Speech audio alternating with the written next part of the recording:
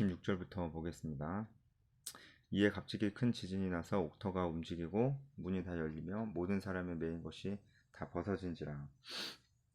찬송 부르는 중간에 이제 지진이 나서 문이 다 열리고 메인 것이 다 이제 풀어졌죠. 창고가 이제 차져 있었는데 그것도 풀어지고 문도 다 열린 것 같습니다.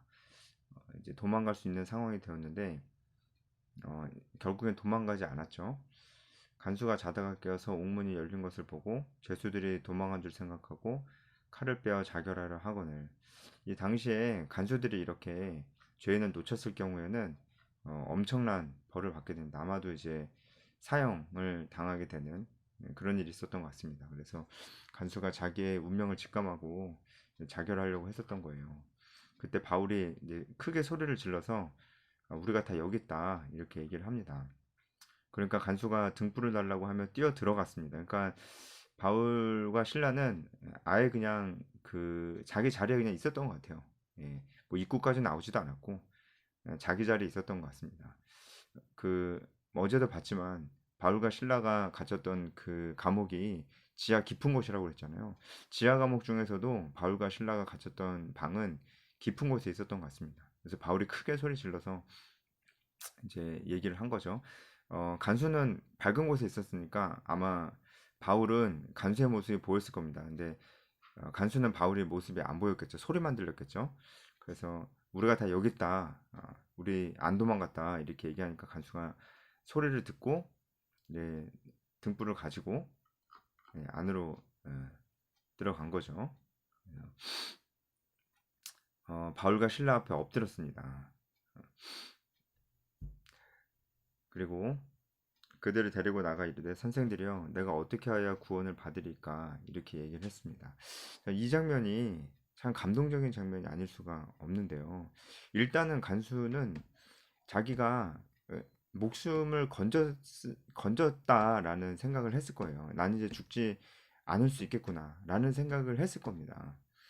물론 그런 생각도 구원에 대한 생각을 떠올리게끔 했겠지만 단순히 지금 내가 이제 죽지 않을 수 있구나라는 생각을 하게 돼서 바울과 신라에게 구원에 관해서 물어본 것이다. 이렇게 볼 수는 없을 거예요. 간단히 말해서 간수는 이 구원에 대한 문제를 원래부터 고민하고 있었던 사람이라고 보입니다. 구원에 대한 문제, 고민하고 있었던 사람입니다. 겉으로는 그렇게 보이지 않겠지만 속으로는 고민하고 있었던 사람이었음이 분명합니다. 가까스로 살게 된 건 너무 고맙고 감사하고 막 한데 그 바울과 신라에게 가서 뭐 감사하다 뭐 어떻게 도망가지 않을 수 있었냐 이런 얘기도 아니고 구원을 어떻게 받을 수 있냐고 물어본 거 좀 이상하잖아요. 그러니까 이 질문은 그냥 나온 질문이 아니에요. 간수가 분명히 원래 생각하고 있었던 자기 스스로에게 늘 던지고 있었던 그 질문이 분명합니다. 이런 경우도 배제할 수 없습니다. 바울과 신라가 빌립보에서 이미 복음을 전했고 특히 이제 강가에 있는 여인들에게 복음을 전할 때 루디아가 그걸 듣고 회심하기도 하고 그랬는데 이 간수도 직접적으로 바울과 신라에게 이 복음을 들었을 수도 있고 간접적으로 들었을 수도 있습니다. 그러니까 사람들을 통해서 야 바울 뭐 신라 뭐 유대인들이 막 이런 얘기를 하는데 구원에 대해서 이렇게 얘기하더라라는 사람들의 그런 얘기를 간접적으로 들었을 수도 있고 바울과 신라가 전도를 할 때 그 자리에서 어렴풋이 또 들었을 수도 있어요. 어, 그런 경우도 배제할 수 없습니다. 그래서 간수가 만약에 그렇다면은 바울과 신라가 전도를 했던 것이 지금 열매를 맺은 거죠. 열매를 맺은 거죠. 누군가 듣고 있었다는 거예요. 그 복음의 메시지를. 그래서 그 복음의 메시지가 바울과 신라가 전했던 그 복음의 메시지가 이 간수의 마음속에 계속 남아 있었던 거죠. 아, 이 구원이라는 게 뭘까라는 생각을 아마 바울의 메시지를 듣고 그 고민을 시작했을지도 모릅니다. 아니면은 원래부터 이 구원이라는 것이 무엇인가에 대해서 고민이 많고 그 답을 알고 싶었는데 바울과 신라가 전하는 메시지를 들었을 수도 있고요. 그 메시지를 안 들었었다고 해도 어쨌든 간수는 이 구원에 대한 부분에 있어서 굉장히 평소에 알고 싶어하는 사람이었다라는 것입니다. 어, 우리 상황을 생각해 보게 돼요. 우리 주변에도 이 간수 같은 사람이 있지 않을까요? 모든 사람은 다 영적인 여행 중이다. 간수 같은 사람이 있지 않을까요? 이 로마의 이 간수가 뭐 군인이겠죠? 이 로마의 군인이 구원에 대해서 이렇게 관심이 많을지 누가 알았겠어요. 겉으로 보기에는 모르는 거죠. 그런데 이 영적인 여행은 눈에는 안 보이지만 누군가의 마음속에 굉장히 활발하게 이 영적인 여행이 진행 중일 수 있다는 거죠. 우리 주변에도 그런 사람이 있지 않을까요?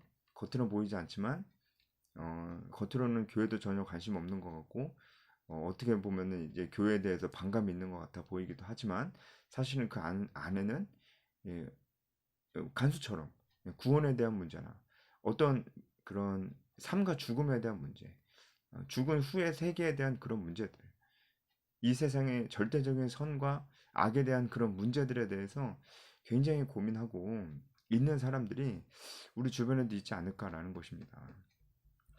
이게 정말 하나님의 역사죠. 바울과 신라도 이 간수가 이렇게 구원에 대해서 물어볼 줄 몰랐을 거예요. 마치 이제 루디아도 루디아도 복음을 듣고 그렇게 반응할지 바울과 신라도 몰랐을 겁니다. 그러니까 진짜 주인공은 바울과 신라가 아니고 하나님이죠. 하나님이 모든 일을 하신다고 밖에 볼 수가 없는 것입니다.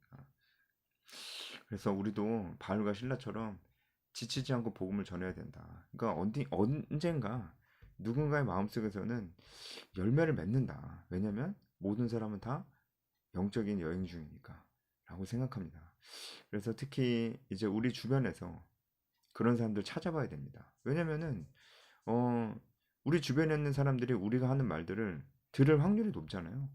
그래서 우리 주변에 있는 사람들, 우리가 자주 만나는 사람들에게 직접적으로 혹은 감접적으로라도 이 복음의 메시지를 우리가 계속 전하는 거죠. 영적인 대화를 한번 시도해 보는 거예요. 저는 그러기에 가장 좋은 그 필드가 직장이라고 생각합니다. 왜냐면 직장에서 만나는 사람들은 매일 보잖아요. 싫든 좋든 매일 보잖아요.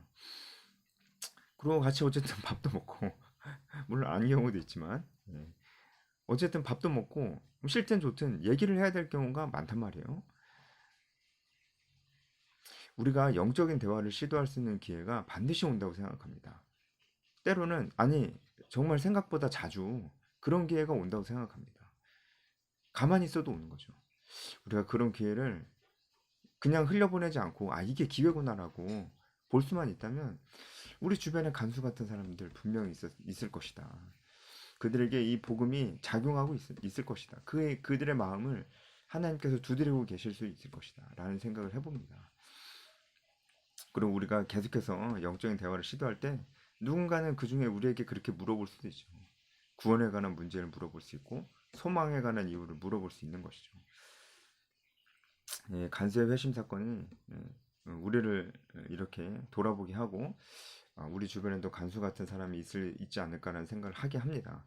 이 구원을 받을 수 있습니까? 라고 간수가 바울에게 물어봤을 때 이런 질문을 예상하지 못했을 텐데 어쨌든 바울은 당황하지 않고 아주 유명한 말씀이죠. 주 예수를 믿으라 그러면 너와 내 집이 구원을 받으리라 말씀을 합니다. 이 말씀도 아주 중요한 말씀입니다. 유명한 만큼 중요한 말씀입니다. 어떤 부분이 중요하냐면 두 가지 부분에 있어서 중요합니다. 첫 번째는 오직 오직 믿음으로 구원받는다. 이제 구원에 관해서 물어봤잖아요. 그런데 그 구원을 받을 수 있는 방법에 대해서 바울은 믿음이라고 딱 얘기하는 겁니다. 믿음밖에 얘기하지 않았어요.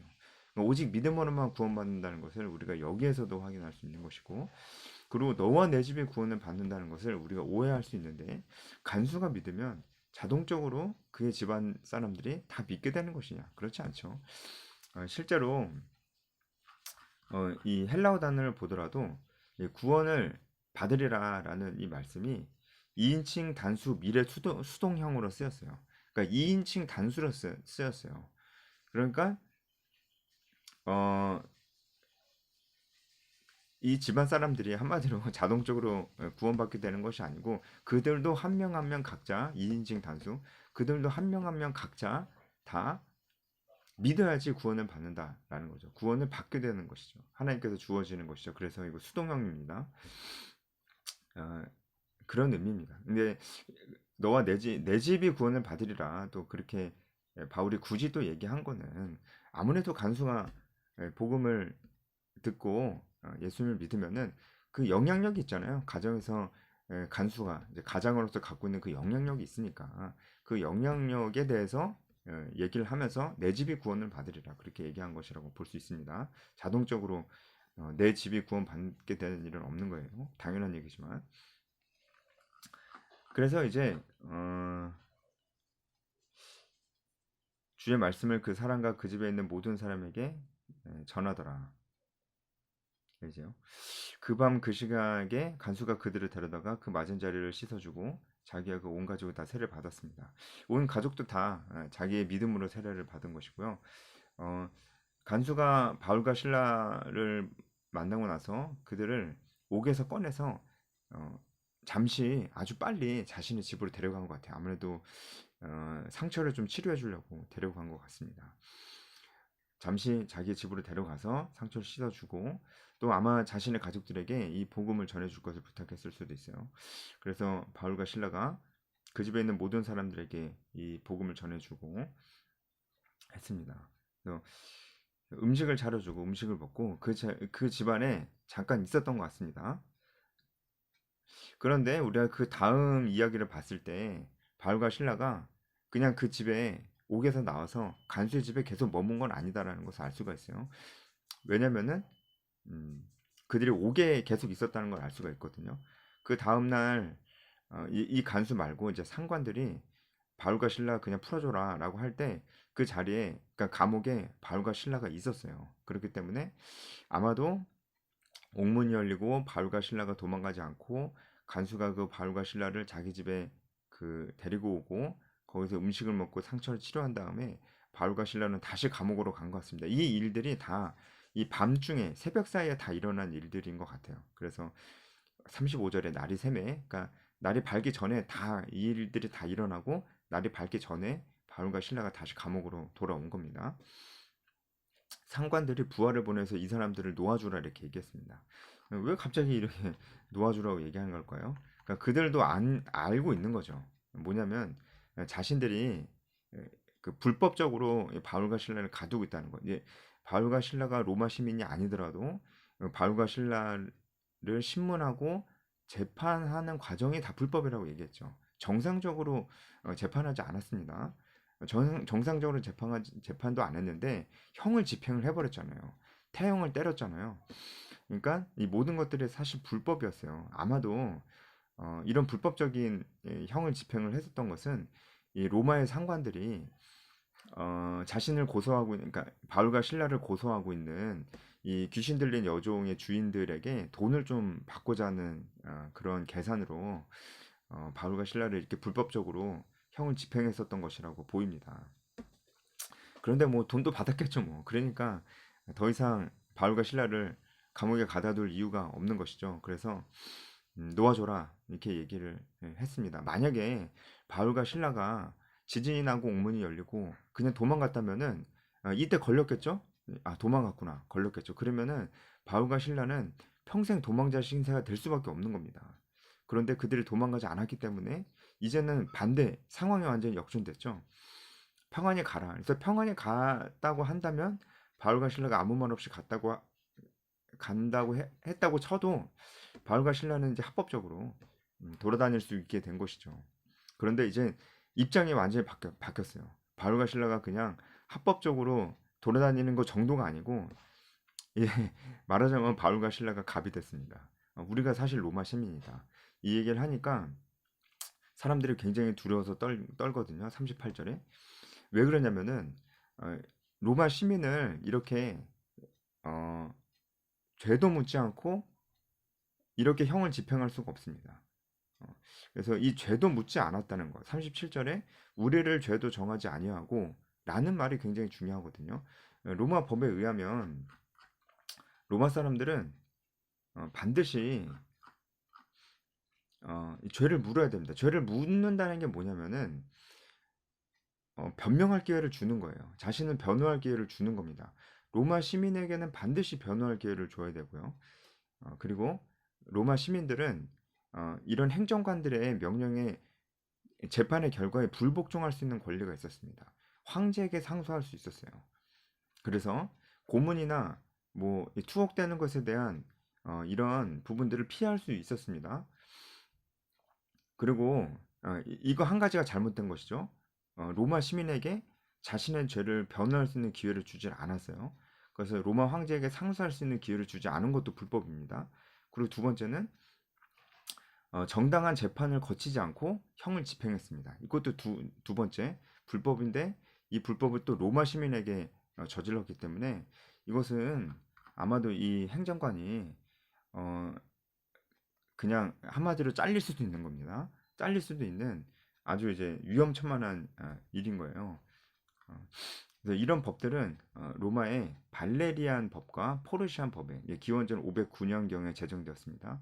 분명히 로마의 법으로 나와 있습니다. 그래서 로마의 시민이라는 것을 들었을 때 이 상관들이 굉장히 두려워서 떨게 된 것이죠. 입장이 완전히 바뀌어 버렸어요. 그래서 결국은 풀렸습니다. 이 얘기를 안 했어도 바울과 신라는 풀렸을 거예요. 근데 바울과 신라는 왜 굳이 여기서 로마 시민이라는 얘기를 했을까요? 오히려 이거를 매 맞기 전에 했으면은 안 맞았을 텐데 왜 지금 얘기하는 걸까요? 매 맞기 전에도 얘기할 수 있었을 겁니다. 근데 그때는 왜 얘기 안 했는지는 잘 몰라요. 아마 경황이 없을 수도 있을 것이고, 아니면은 자신에게 오는 고난을 그냥 담담히 받은 것일 수도 있습니다. 하지만 지금 얘기하는 이유는 되게 분명합니다. 왜냐면 잘 생각해 보세요. 제가 아까 말씀드렸죠. 로마 시민이다라는 걸 밝히지 않아도 바울과 신라는 합법적으로 이제 돌아다닐 수 있어요. 하지만 로마 시민이라고 밝힘으로 인해서 이제 그 상관들이, 그러니까 이 빌립보에 있는 행정관들이 불법을 저질렀다는 것을 바울과 신라가 알고 있는 것이죠. 예, 그것으로 말미암아 이제는 오히려 바울과 신라가 보호를 받을 수 있는 상황이 돼버렸습니다. 완전히 역전된 거죠. 바울뿐만이 아니고, 이게 중요한데, 바울뿐만이 아니고 이제 이 빌립보 도시에 세워질 모든 교인들이 보호를 받을 수 있게 되었어요. 쉽게 말해서 이 행정관들이 이제 빌립보에 세워질 교회들을 함부로 건들 수가 없게 되었다고요. 함부로 건드려서는 자신들이 피를 볼 수 있기 때문에 이제 건들 수가 없게 된 것입니다. 바울이 아마 그것을 알았을 거예요. 그런 생각을 했을 겁니다. 그래서 굳이 얘기 안 해도 되는데 로마 시민임을 밝히면서 이제 이 빌립보 도시에 세워질 교회를 이제 보호해야 되겠다. 오히려 그런 생각을 하게 된 것입니다. 이런 지혜가 어디서 나왔을까요? 이것도 분명히 성령께서 주신 지혜였을 거예요. 그래서 실제로 빌립보 교회가 정말 아주 단단하게 세워져 가고, 어, 이 바울을 후원하는 아주 후견인 교회로 단단하게 세워져 가는 것을 보게 됩니다. 정말 하나님께서 일하신 것이죠. 그러니까 어, 정말 하루 만에 상황이 완전히 역전됐어요. 몇 시간 전만 해도 이제는 언제 이 감옥에서 풀려날지 모르는, 온몸이 피투성이가 돼서 오히려 죽음만 기다리고 있었을 그 바울과 신라가 이제는 완전히 역전이 돼서 하나님 일하시는 것을 보고 간수가 회심하는 것을 보고 법적으로도 오히려 자신들이 무죄뿐만이 아니고 이 행정관들의 보호를 받게 되는 이런 놀라운 일들이 일어나게 된 것이죠. 결국은 사명을 따라가는 사람은 하나님께서 반드시 보호해 주시고 책임져 주신다는 믿음이 우리에게도 있어야 되는 것입니다. 문제는 우리가 그 사명을 따라 살지 않는 것이죠. 그냥 세상 사람들처럼 그냥 사는 거예요. 그냥 예배만 드리면서 교회 왔다 갔다 하면 안 되는 것입니다. 그러니까 우리는 정말 복음을 전하고 제자와의 사명을 따라가야 돼요. 그게 우리 사명이니까요. 제자를 삼아야 돼요. 우리에게 주어진 명령이니까요. 그렇게 우리가 살면 힘들지만 하나님께서 이렇게 놀랍게 일하시는데 이런 거 우리가 경험할 수 있다는 거예요. 그런데 사명대로 살지 않으면 경험도 못 하겠죠. 이런 일들이 일어나게 되는 것입니다. 이제 마지막으로 40절에 루디아의 집에 들어갔습니다. 바울과 신라가 이제 풀려나자마자 루디아의 집에 갔는데 아마도 루디아가 잘 살았으니까 아주 컸을 것이고, 이 루디아의 집이 빌립보 교인들의 집합 장소, 집회 장소로 쓰였을 것이다, 이렇게 예상이 됩니다. 그러니까 빌립보 교회로 찾아간 거죠, 바울과 신라가. 그리고 위로하고, 그리고 떠났습니다. 가니라 이렇게 됩니다. 여기 가니라라는 단어가 어, 1인칭 복수로 쓰였어요. 1인칭 복수가 아니고 3인칭 복수로 쓰였어요. 그러니까 그들은 떠났다 이렇게 얘기하는 거죠. 여러분 잘 아시겠지만 사도행전의 저자가 누가입니다. 그래서 중간에 누가가 우리라는 표현을 막 썼었어요. 37절에도 우리라고 하잖아요. 그런데 40절에는 그들은 떠났다. 바울과 신라는 떠났다. 라는 얘기를 하는 거예요. 바울과 신라와 디모데는 떠났다라는 얘기를 하는 거예요. 아마도 누가를 바울이 이 빌립보 교회에 남겨놨을 것이다라고 봅니다. 바울이 이것도 바울 선교 여행의 특징이죠. 교회가 세워지면 거기에 누군가를 좀 남겨놓거든요. 빌립보 교회에 누가를 남겨놨을 것이라고 이렇게 생각이 듭니다. 그래서 누가는 빌립보 교회에 남고 바울과 실라와 디모데가 떠났다 이렇게 볼 수가 있습니다. 오늘 간수의 회심 사건 그리고 하나님께서 놀랍게 바울과 빌립보 교회를 법적으로 보호해 주시는 이 놀라운 장면들을 봤는데 우리가 사명대로 살 때 정말 복음을 전하는 삶을 살 때 하나님께서 우리를 이렇게 놀랍게 보호해 주시고 정말 하나님의 놀라운 일하심을 우리가 경험하게 될 것이라 이렇게 믿습니다. 제가 한 가지 빼놓고 설명 안 한 게 있는데 36절에 간수의 마지막 말이거든요. 평안히 가라 이렇게 얘기를 해요. 이 평안히 가라라는 이 말은 샬롬인데 사실 유대인들의 인사법입니다. 이 간수는 유대인이 아니에요. 완전 헬라인인데 이 바울과 신라에게 유대식으로 인사를 한 거예요. 이것을 봤을 때도 간수가 이제 완전히 이제 예수님을 믿는 사람이 돼서 그 언행도 바울과 신라를 좀 따라하고 있는 것 같아요. 좀 재밌는 장면이죠. 이제 완전히 바뀐 겁니다. 간수가. 우리 주변에도 우리가 복음을 전할 때 이렇게 삶이 완전히 바뀌는 사람이 분명히 생길 것이라 믿습니다. 오늘 해설 여기까지 하겠습니다.